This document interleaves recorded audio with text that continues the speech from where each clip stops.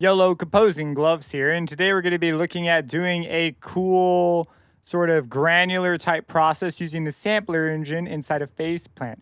Here is a preview. We're looking at this top sound. This is just the sound actually rendered out and chopped so it would sync up a bit better, but this is what it sounds like.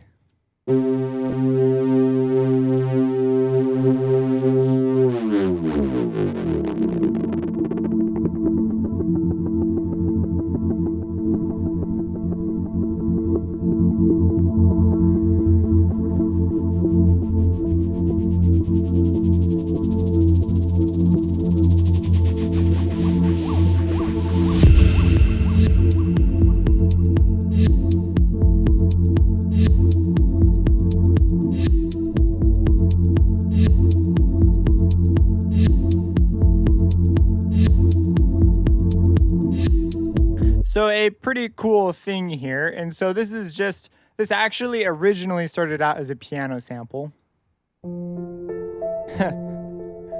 That's what it was at the beginning. And I have mangled it up pretty good here. Now there is some external processing going on, but basically this is an instance of phase plant with a sampler loaded up. There's also an ensemble and a compressor, which are important because they make the compressor makes it audible, and the ensemble spreads it out, gives it that glossy feel. Otherwise, it would just be this.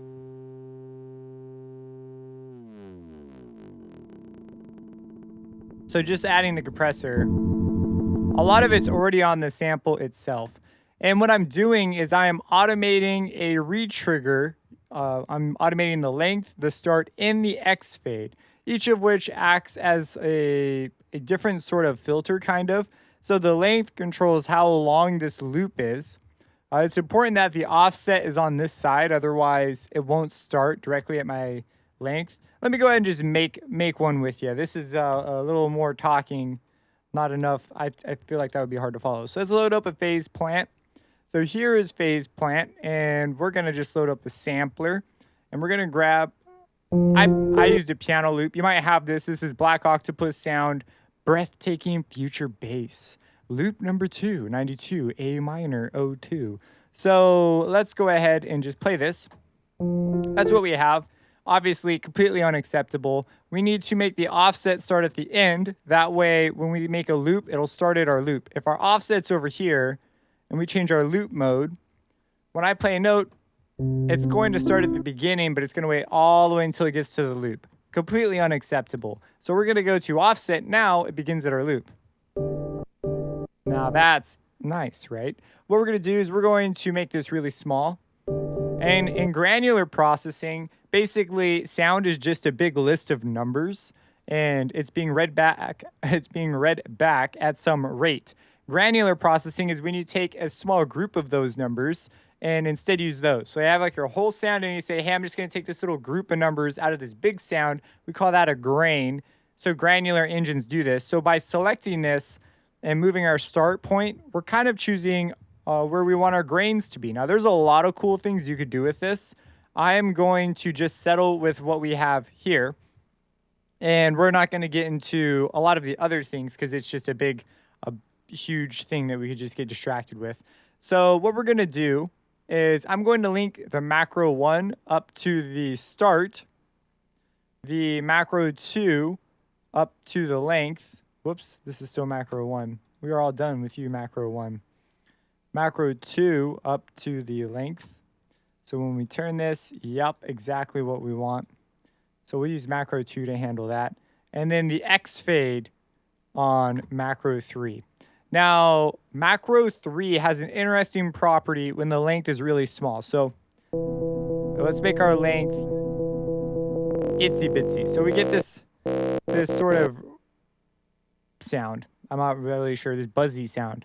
And as I move the X fade up, like so, we are going to hear it acts as a filter. That ends up being incredibly useful, and we're going to take advantage of that. And now we need to find a good spot for our start point. So let's go ahead and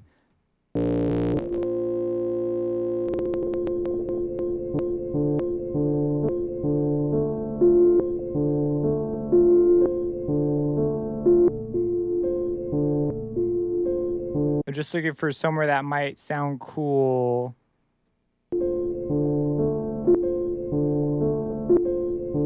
Where did I settle on the last one? On this one, I put it right after that hit right there.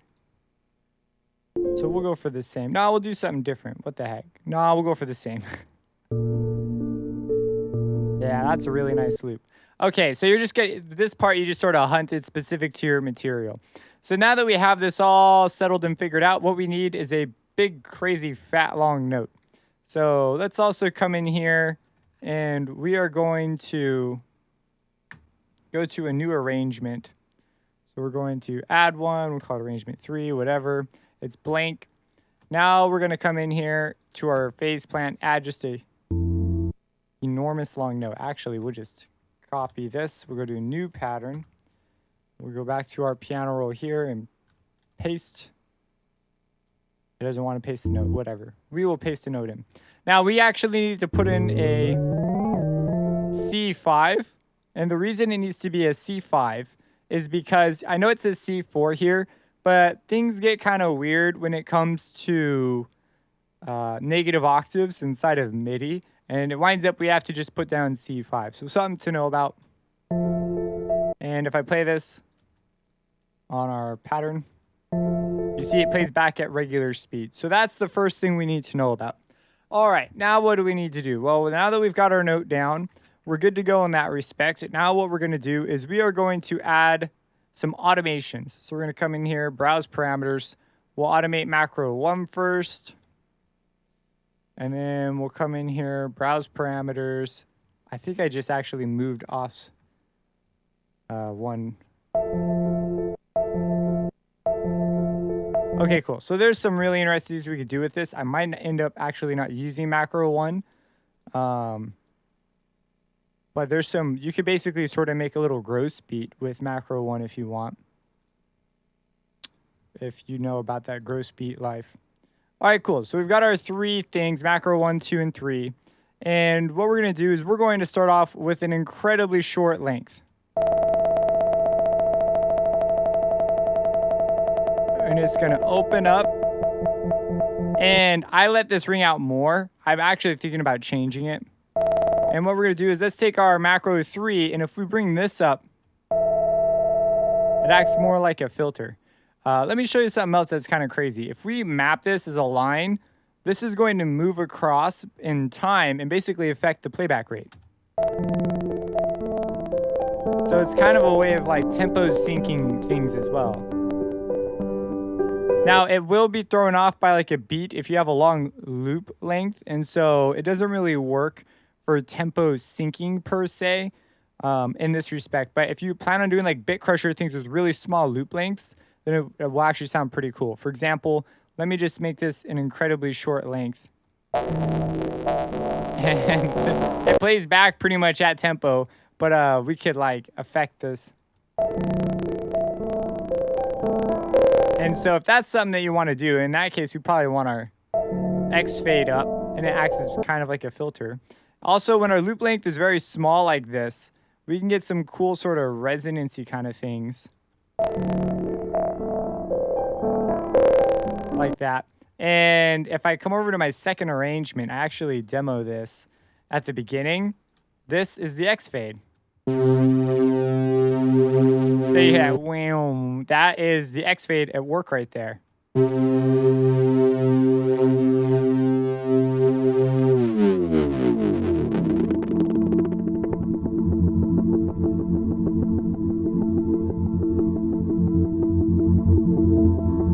Now you might hear in the background right here, there's this rise in the high frequency. Right here. That is an EQ coming on and off. So I have this EQ that's doing all kinds of madness, and band 5 is providing that motion. So this is kind of like really specific. I'm not sure I'm going to dive into actually implementing this. The idea was I wanted a couple resonant frequencies to come up and down and this general motion. And that is what all of this automation here was experimenting and trying to get that to happen. So I think I got a pretty cool effect, but That's something that just takes a lot of like fiddling and getting just right. We're just going to look at the bass sound with the phase plant. So anyways, we've got a pretty dope sound so far. Let's go ahead and nail in our length automation a bit more. So we'll start off with a very short. We'll move our X fade up. And right here, we're going to move that away. So this is going to keep it so that it triggers at the same spot. But we can use this to scroll through our sound, which is why I said we probably won't use macro 1 in this case. But it could be really useful for other tools. Like if you have a drum loop you really want to bang up, but you don't want to use a bit crusher to do it, you can get some really similar results and get a little bit more control.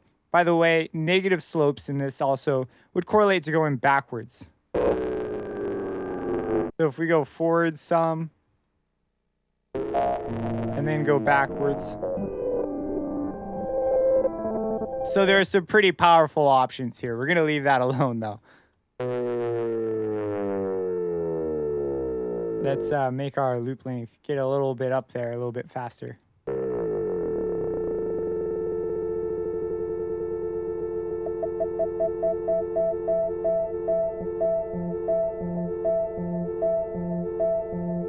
And we've already got the base of our sound. Now, this is where you would spend a lot of time and get the timing of things appearing just right. You'd have to fiddle with the automation and really move things around. It could also be entertaining to slowly scroll this along. And the way phase plant deals with this moving while during playback is it will finish its current defined loop, and then it will start over at the new playback position of the start point. So if I have the start point right here with a long loop, and then I move it, it's going to finish the loop and then update to the new position. Let me show you.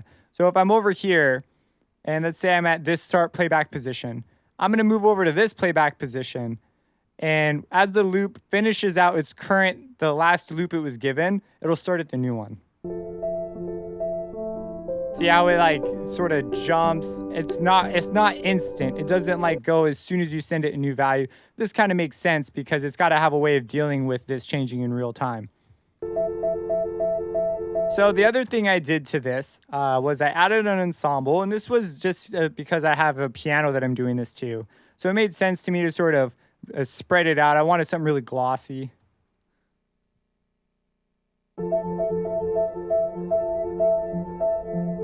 Added a nice feel. I actually kind of want to add a reverb too, but there's already a ton of verb sort of on it. So maybe we'll bypass this for the moment and toss a compressor on there. And the compressor's job was basically just gain. I just wanted some gain. So bring the threshold down, bring the makeup up. Now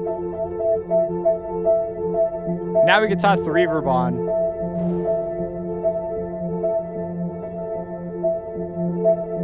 And I'm going to go ahead and cheat here for a second and grab my kick drum in my, what is this? Is this the hat loop? No, this is the hat loop. I'm going to steal these.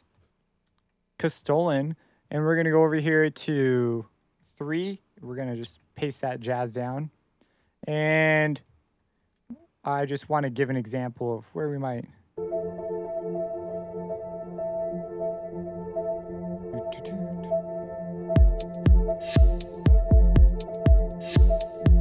so we're a little bit off right here. Now you see tuning this part by using the automations can take forever. So what I decided to do instead on this one was I just straight up recorded it. I really like the other one that we got. Oh, you know what I'm doing different? I'm playing a note higher. I liked the lower tone on this one. So anyways, yeah, worth experimenting with. But here I ended up recording it out and then just chopping it up. So you see I chopped it so that every half note, because this is like 1 bar, so these are half notes, I re-trigger it. And this just gives a much better feeling of it being synced up with still maintaining that sort of unusual, because it's like, like this weird sort of push and pull thing. So I wanted to keep that. And this, the 4th one has a low note in it. That no. Which was important to me. It just adds variation to it. When I synced it up, I wound up with this.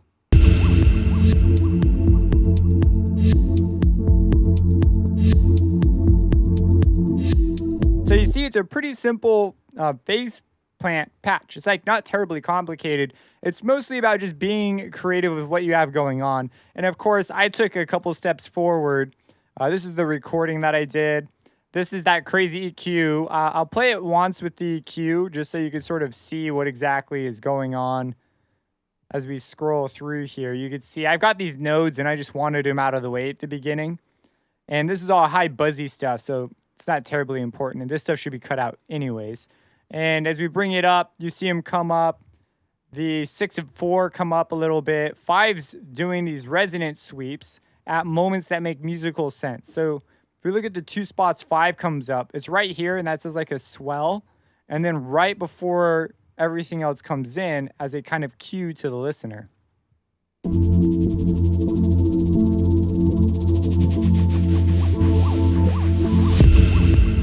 And then it comes right back on down. So let's just see this and listen to it.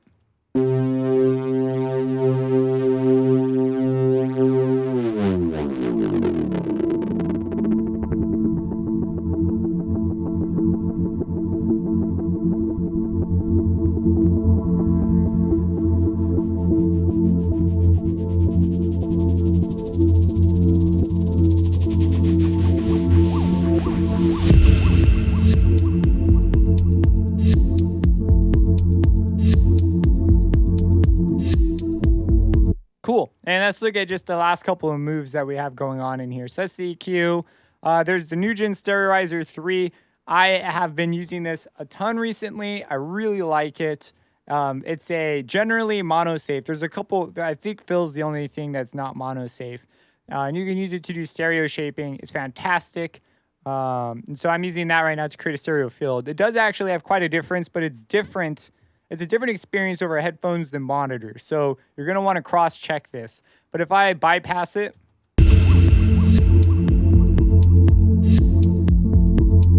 that's what we have. Now with it. So it opens up a bit more, a little wider. I liked the feel that it had. It also helps let the kick through a bit more. And then finally, I have some side chaining going on with the kick drum just to try and let the kick go through. This was a very light move. I did not sit down and take a ton of time doing this. I was just doing it to sort of let the kick come through a little bit because it was completely buried before.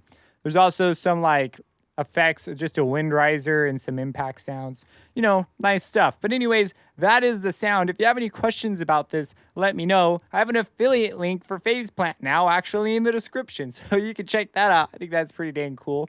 And have a blessed day.